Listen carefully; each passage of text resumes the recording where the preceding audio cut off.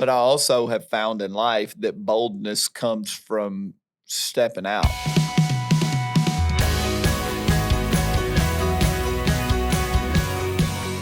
Hey, welcome to Ascend the Hill with Jeremy Austill. I'm Jonathan. This is Pastor Jeremy. How's it going? It's going very well. Had a bit of a wild morning. Been here, there, and everywhere. I think we're about 45 minutes, 50 minutes delayed, late.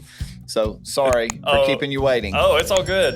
It's all good. It was a good weekend. And actually, everyone put some hand claps in the comments because yesterday was your birthday. Yes, it was. Happy birthday. And what, did you do anything special for your birthday? Anything fun? Yeah, I played golf. Hey, and yesterday was a good day for golf because it was finally cool. I know, it was overcast. The sun came out toward the end, so I got a little bit of sun, which was good.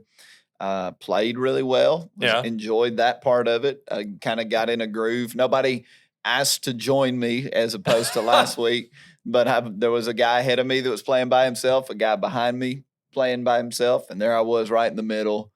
And on one hole, the guy in front of me, I didn't see him. He'd gone. It looked like and so I hit and actually landed on the green. Great shot. Yeah. And then the other guy comes back up and I guess he wasn't gone. I guess he was like in a ditch somewhere trying to hit his ball. So I had to apologize profusely. But anyway, because those that don't play golf, you got to let them get out of the way and move on.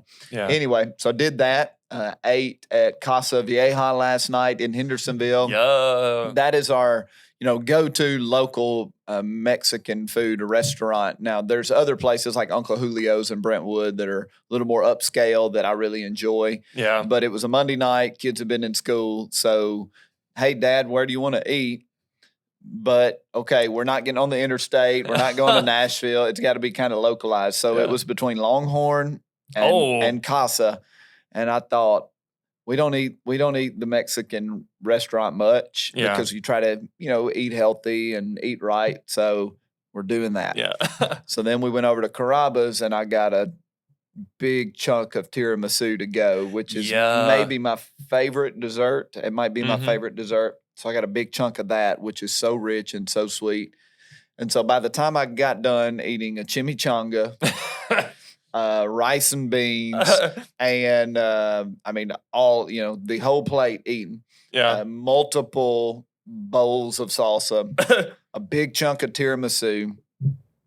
Randomly, our coffee maker, Michelle, sets the coffee to make in the morning, but I guess the timer was off. So when we got home, there was a hot pot of coffee waiting. It was like the Lord knew on his birthday with this tiramisu, he needs this coffee. So half a cup of coffee, not too much, just keep me up all night.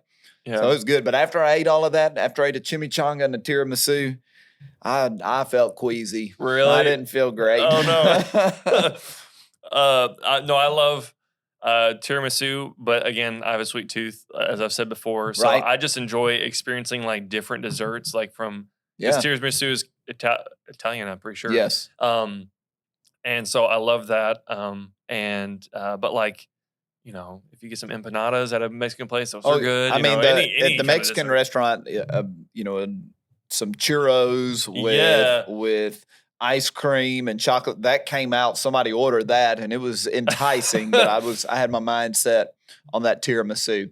So it was a good birthday. People are so kind. A lot of texts, a lot of messages, and I think a lot of times on birthdays, you realize just how big your world is, how many people are in your life, how many people how many people know you. And I tend to be on birthdays melancholy. That for whatever reason, on most birthdays, I wake up melancholy, but not about age. I'm 45. I'm proud of it. I don't mind the idea of getting older. Yeah. I look at getting older as a gift because in getting older, everything that matters has even more meaning, and everything that doesn't matter has less and less meaning. And I found for me spiritually that getting older has been really good because the things that I should have affection for, that affection gets deeper, and the things that shouldn't matter or that I shouldn't have affection for, they just kind of become less and less relevant.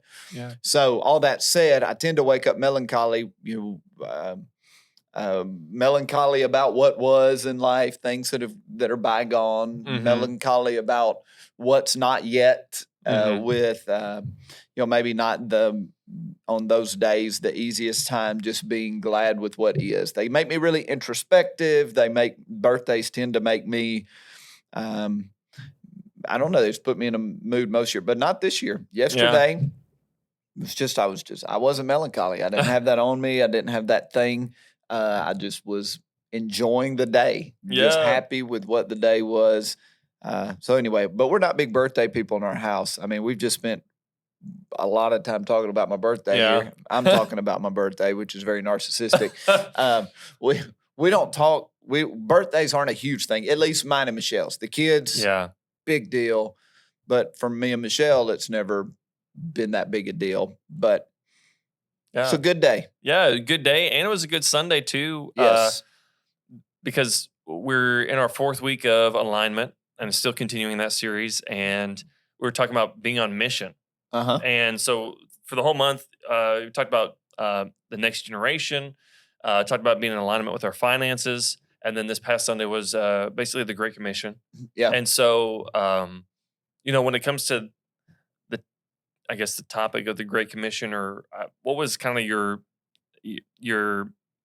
was it always, when you're talking about kingdom builders this past Sunday, was it always going to be centered around the Great Commission, or were you kind of figuring out what path to go from when it talked about being on mission? Yeah, I sat down to start working on this message last Wednesday with a bit of a blank canvas. I wasn't really certain of where I wanted to go. Some messages, probably most of the messages that I preach, there's a text and I'm working through that text and I don't deviate from it much. But obviously this was a little more topical. Yeah. And so I wrote the message more stream of consciousness. I'm sitting down and as I'm typing, what do I want to stack? What's the next thing I want to stack on this thought? So I came into the message without, again, I said it, a bit of a blank canvas. Yeah. And in part because when I think about winning the lost, reaching out, I think it's through the years, unfortunately, become a numbers game. And, and we'll say things like numbers matter because people matter. Every number's a person. And that's 100% true. But it becomes so numbers driven, results driven, harvest driven, if you will. But the reality is that I only have a degree of control over that part of it, right? The Spirit of the Lord has to move over someone and draw them, and then they have to respond in kind. They have to respond appropriately to the Holy Spirit. And so for me, when I think about missions, outreach, I think just about human need in general. And the brokenness we see in the world around us, and what Jesus does as the antidote for all of that brokenness. So I didn't come into it saying I'm going to preach on the Great Commission. Obviously, we got there. That was a part of it. Yeah. But more so, what does the Lord want me to say out of the overflow of my life? And so I got to talk about miracles. We talked about presence, the witness of God. Yeah. And those are overflow things out of who I am, as we're talking about missions in general. Yeah. And you mentioned kind of that church idea of like, numbers are important. And I think there has been like, church paradigm shift over time, but a lot of times it can be a lot of, hey, come to church, come and see. Yeah. And this message was kind of the opposite of like, hey, you are qualified, go out and reach people. Do you think that sometimes unintentionally, like the church paradigm can kind of enable people to be consumers and just be at the church rather than actually being on mission, like a missional culture? I think it's easy for all of us to slip into the mentality without realizing it, that the church, the organization of which I am a part, they'll handle all of that for me. Yeah. Like I'm going to be a part of it and they'll kind of handle it without realizing that the church as an organism, as a body, as a people, none of that happens unless the individuals therein are on mission, right? Mm-hmm. Yeah. And so certainly, we can do we could sponsor and do paid ads of all of our live streams and all of our social media presence, and maybe a few people in the community will watch that and decide to come to our church. Mm-hmm. But still, the way a church grows is that people go and tell. Yeah. And I love that you referenced the come and see versus go and tell. Pastor Chase in our Kingdom Builders Night Friday night emphasized that. Yeah. And we have beautiful facilities. I mean, we have a lot of amenities here at Cornerstone. We've got great ministries. Mm-hmm. And so in a church like ours, the come and see mentality can be really easy to slip into instead of the go and tell. And Jesus, he did say, come and see in a particular instance, but his last edict to the disciples was, all right, you've got to go and you've got to tell. Yeah. And it's super easy to slip into that mentality or to feel like I'm going to let my church do the harvest work, the harvest fields work, and I'm just going to kind of be in the midst of, I'm just going to be a church person. But all of us are called. Yeah. And if I'm asking from a pastor's perspective, but if I'm a pastor, how could I kind of empower my congregation to be actively on mission rather than just attending? Or if I feel like maybe there is that kind of paradigm making its way into the church, like how do I empower them to actually be on mission, you think? Certainly I think you can have programs, events, things that you do that are ready-made. Well, we mentioned we're doing a serve day in November that our pastoral staff and our administrative staff will orchestrate and organize, and the people of Cornerstone can come and plug in and just say, okay, what do we do, and do that. That's certainly a thing that a church can do. On the flip side, you're asking what can a pastor do? I don't know that at this point I'm qualified to be doling advice out to pastors on what they should do. I mean, I'm 10 months into this. I'm not an expert. I don't. It's not like I'm at the let me write books and tell people how to do it level of this journey yet. But my speculation is what it has always been. Whatever you celebrate is what you recreate. Like whatever you celebrate is what people will realize is valuable, and they will want to do the valuable thing, right? So part of it is celebrating life change, celebrating when people are on mission, making a big deal of it, telling the story, and that's a lot of your role here at Cornerstone is telling stories well. Another thing is like saturate, so we've got celebrate, whatever you celebrate is what you recreate. And I would go another layer, whatever you saturate with is what people can. I don't have another word there, but usually I'm pretty good on like it just flows. But I didn't. I need to drink a little more of this coffee. Yeah. This is my performance enhancing drug as a preacher. It's coffee. Just the chimichanga and tiramisu. That's it. It still got me bogged down. But whatever you saturate with, whatever message, whatever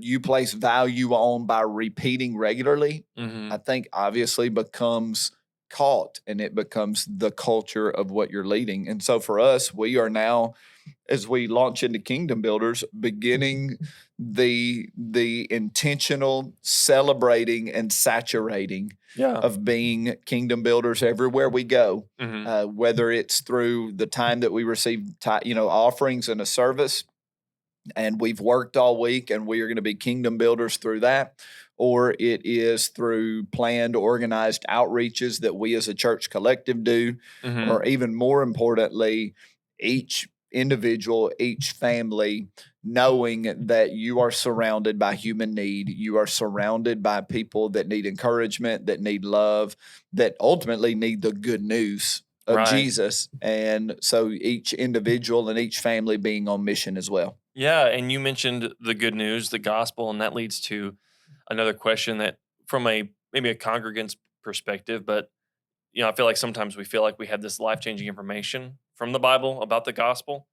And I feel like sometimes it's like, I know this information. I'm not very good at getting it out of my mouth. Sure. Do you have any advice on how to help me? Because I want to share and do these, but I feel like when I'm having conversations with people, I'm just very disjointed in how I say it. Any advice on that? I think probably it begins with it being abundantly clear to everybody in your sphere that you're a follower of Jesus. Living in such a way that your morals and your integrity are different. Yeah. Your language is different. Alluding to the Lord, alluding to prayer, so that people in your sphere know they pray. They're a Christian. Talking about your church, what you wear, and I don't mean modest or immodest, but wearing things that indicate faith. Yeah, listening to things that indicate faith. I think step one for most of us is making sure that we're living in such a way amongst the people around us that there's no doubt in their mind that we're committed to Christ. Yeah. So now once you've done that, you have created a dynamic within the relationship that is a known, that is an understood, and now that opens doors for potential dialogue about the Lord. From there, I think you encourage people. Yeah. I don't know what just happened. My speakers were on my computer and I just got an email. That's what that was. Okay. Sorry. My gosh, we got to. That was loud. So I think you encourage, you become intentional about sowing good seed in a person. You might not be sowing the literal telling of the good news right away, but you're sowing good seed. You're speaking faith into people. Maybe you shift into praying for them. Maybe you don't necessarily pray for them in the moment, but you say, hey, I'm going to be praying for you in that. Yeah. I think you just, if you're not one of those that necessarily feels bold and boom, here is the Romans road, here's John 3:16 and I'm ready to go. I think you season. And Jesus talked about, as he's talking about the harvest being white and ripe and ready, he talks about some sow, some plant, some water, some harvest, the Lord gives the increase. And so look at your influence in that person as sowing and watering. Yeah. And obviously you want the payoff to eventually be, Jesus changed my life. This is how it happened. You know, and I want to tell you about it. And I know that so many believers, statistics are staggering, that very few Christians get to the point where they share the gospel. Yeah. And I think a lot of that is because of what you said, an intimidation and uncertainty of doing it right or wrong. Just the fear of being rejected. All of those things cannot, as a pastor, it is easier, way easier for me to stand in a pulpit and preach a message than to be sitting beside somebody on an airplane and get into a spiritual conversation with them. So for every person, insurance agents, educators, homeschool moms with the group, this pastor here is acknowledging that those conversations are not easy. They're very uncomfortable. You're looking at the guy that, my dad, he and I, it felt like a huge barrier between us because it was a conversation that was unhad, because anytime we would kind of talk in that vein, I would feel the resistance, not an angry resistance. You just feel the resistance to it. And I mean, it took him being sick for us to finally fully dive into it. So no judgment from me.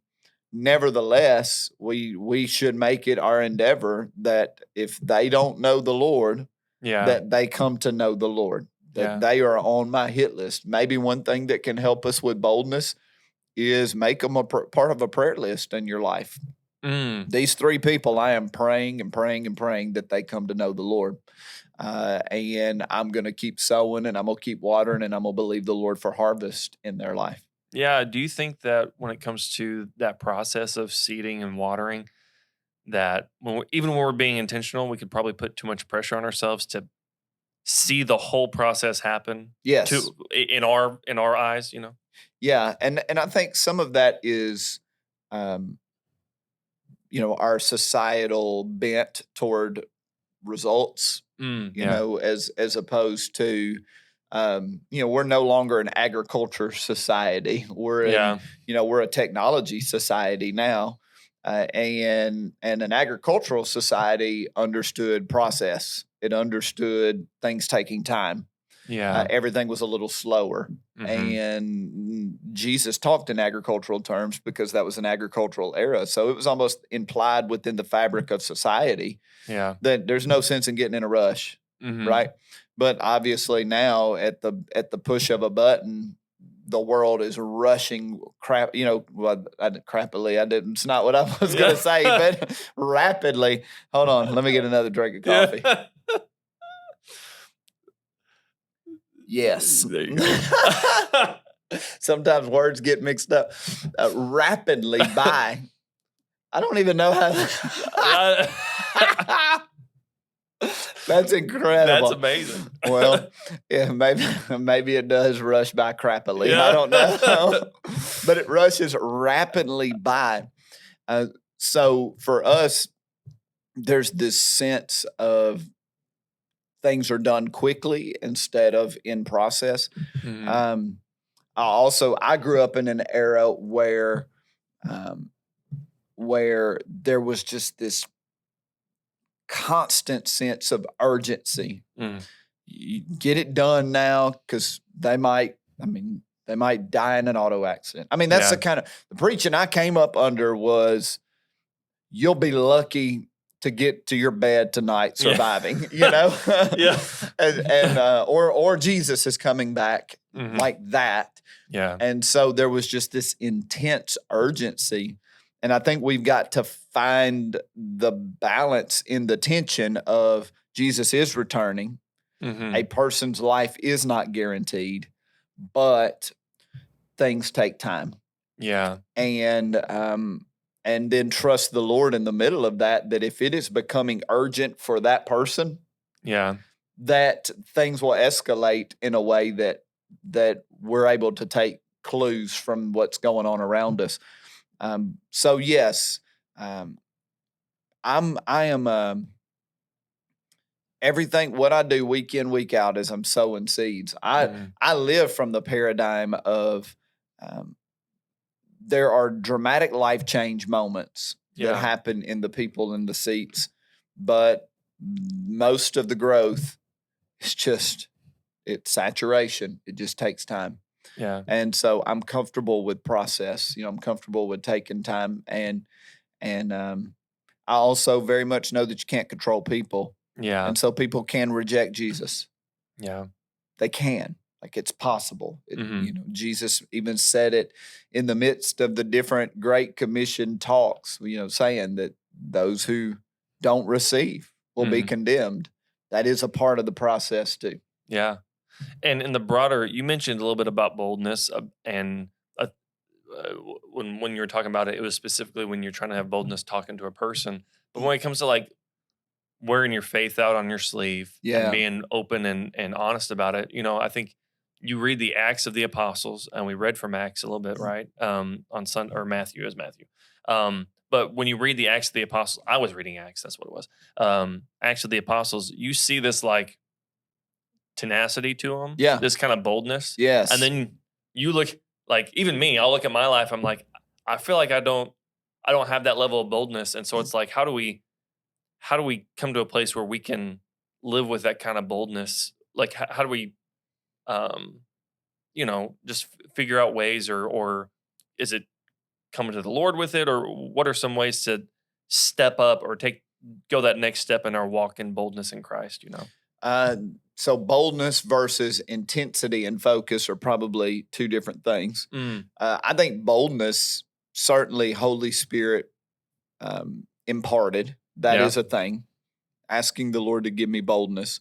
But I also have found in life that boldness comes from stepping out. You get more bold the more frequently you do something. You get maybe so when they were bold, boldness was imperative because the consequences were martyrdom. Yeah. The consequences were prison. And so they had to be bold in the sense that no matter what happens to me, I'm going to do this. I think probably for us, it's more a matter of confidence and consciousness. Yeah. As in, if I will just do this more, like if I will put my faith on my sleeve a little more, with the more frequently I do that, the more comfortable and confident I get in that, right? And then the other side of it is increased consciousness that the people around me are far from God. Yeah. And I mentioned a few months back, I can't remember, Wednesday night, Sunday night, I can't remember, people watching in the mall and watching people, observing, getting cracked up at different things you see, wondering what people are thinking with some of their choices, all of that. And in the middle of that, the thought hit me, these are people with no hope. I mean, so many of them do not know the Lord. But why was that? I mean, here I am, a preacher of the gospel. Why did it take me so long to get to that thought? Right.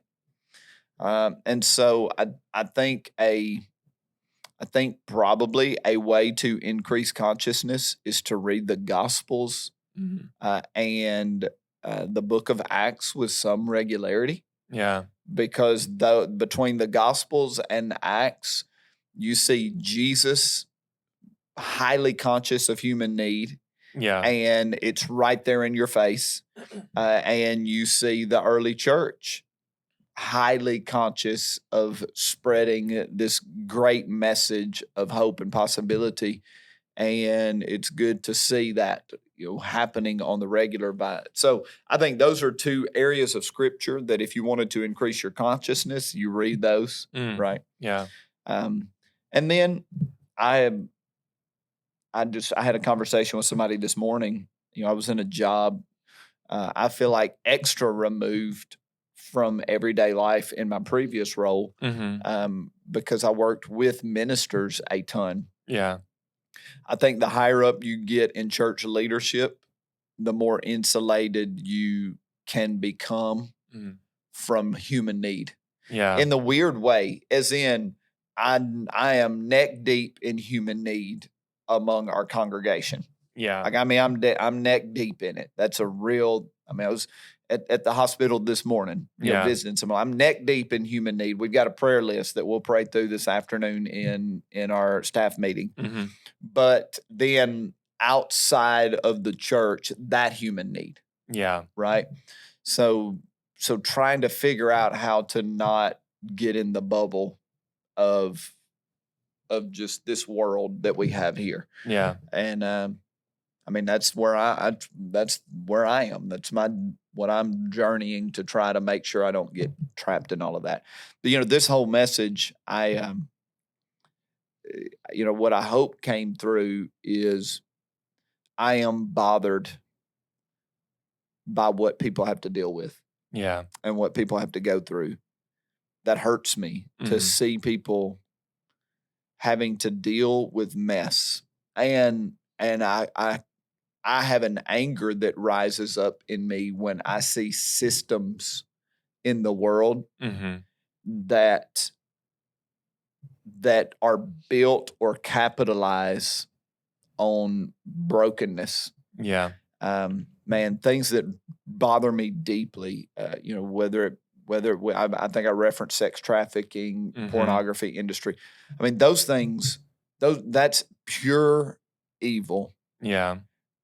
A system in the earth that is built on exploiting and built on addicting people. Yeah. And that just infuriates me. I just want to rip the whole thing apart because it is all built on versions of bondage, human enslavement, and stuff like that. On a big picture, it ticks me off. It makes me so angry. And then the simultaneous feeling is heartache for people that are either being exploited, or the thing is being funded because of the addiction it's created in people. And I'm heartbroken for the people that feel like they're ensnared in it. And that's just one of many systems in this world that are from the mind of the enemy, the mind of Satan, that is built completely on destruction and taking advantage of people. And when you start looking at it that way, I said in the message, I don't know if I said it both services, but I have a tension in me, and the tension in me is, I very much believe like we make our own bed. That we make decisions. Like if we find ourselves in difficulty, not all the time, but most of the time, it can be traced back to some of our own decision making. Not all the time, okay? There's some of you listening, it's not you didn't make the bed. And so I get that. But I look at my own life and it's like I'm making decisions, and these decisions are either going to lead to good or they're going to lead to not good. And so I think it's really easy to look at people that are in a bad way, in a bad spot, and kind of in a indifferent or a cold way say you made bad decisions and you got yourself there. The other side of me is what happened to you, in you, around you that led you to make that decision. And that's the part that breaks my heart. Like what happened that caused that decision? And I never want to be a person, like I have to preach to the people, make the right decisions, make obedient decisions, because it leads to a good life. And if you don't, it's going to create calamity for you. But in that, I never want to lose a brokenhearted posture for how in the world did you get to that point? What happened to you? Let's get that healed. Yeah. And I think that was a great part about what this whole sermon was like, we have the, you even said, I'm going to read it. We are here to rehabilitate the addict, rejuvenate the impoverished, rebuild the terrorized heart, nurture the violated, pull victims out of the mud, soothe the enraged. We're agents of healing, donating hope, and leading into wholeness. And I think that was like the whole idea of Kingdom Builders is like, we have the gospel that can help with those situations, Yeah, and that right on the heels of that was 1 John 3:8. The Son of God came to destroy the works of the devil. And I see all of the mess that people are burdened by. Like that is the work of the enemy. And I want to annihilate it. I want to destroy that mess. I want that broken off their life. And I see that same thing in the sphere of all of our societal arguments. And all of our combative discourse, whatever, whether it be the LGBTQ community, you name it, like whatever big hot topic that people are in disagreement about in society. For me, I don't want to villainize anybody. I want to see the real villain as the enemy, and I want to break his back. When it comes to, and I want to break his grip off of people. And maybe as a church, Cornerstone Church, maybe that's what needs to rise up on the inside of us, this righteous indignation that image bearers of God have been subjugated to the strategy and the burden of the enemy. And whatever it is, you might be on the different side of the aisle as me when it comes to politics or ideology. I just want the works of the enemy to be broken. And there's an intensity. And I would love to lead a church that sees that stuff and says, no, back to the next gen day, not on our watch. Yeah. Well, let's not on our watch the works of the devil too. Yeah. No, and that's a great spot to kind of transition into. Like, we've been talking about alignment this whole month. Yeah. And we're still continuing it. So what is the next step after we just talked about Kingdom Builders? What are you preaching on this Sunday? I'm going to talk about alignment with our language, our words, and the influence that our words have on our world. And I'm really looking forward to it because I'm going to be able to speak into different arenas of people's lives. So looking forward to it. And then we've got a series coming here in the next couple of weeks called Encounters. Yeah. And I'm going to walk through the Gospels, and we're just going to talk about people who've had encounters with Jesus. So if you're listening, you're a Cornerstoner. As you're listening, as we turn the page, this series, Alignment, has been very much about us as a body. Mm-hmm. This next series would be a really good time to pull on people to come and check out the church because it's going to be very, very Jesus-centered. No, that's great. And it's Labor Day weekend, so don't be caught lacking and missing on Sunday. You be here Sunday, but if you miss out, you can watch on csnlive.org. And we look forward to seeing you Sunday. I hope you have a great Labor Day weekend, and see y'all next week. Yep.